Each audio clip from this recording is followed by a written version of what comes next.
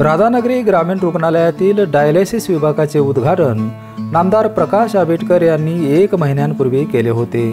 या 1 महिन्यात तब्बल 34 डायलिसिस रुग्णांवर मोफत उपचार झाले असल्याची माहिती वैद्यकीय अधिकारी डॉक्टर गणपत गवळी यांनी दिली आहे। याचबरोबर हर्निया, गर्भाशयातील पिशवी, पित्ताचे खडे, अपेंडिक्स अशा शस्त्रक्रिया मोफत होत असल्याने येथे रुग्णांच्या संख्येत वाढ होत आहे। सध्या मिळणाऱ्या सेवेबरोबर दंत विभाग, सोनोग्राफी, हाडांची शस्त्रक्रिया अशा सुविधाही आता मिळणार आहेत। ग्रामीण रुग्णालय राधानगरी येथे गेले महिन्याभरापासून डायलिसिस युनिट सुरू केलेलं आहे।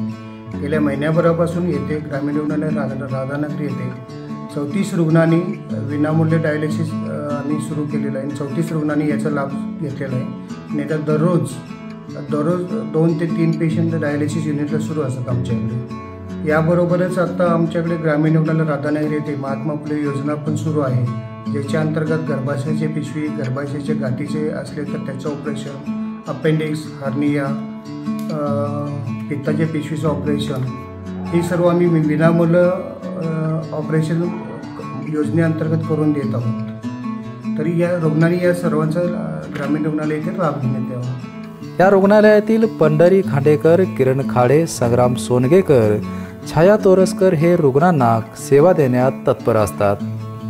BPN साठी राधानगरीहून उत्तम पाटील।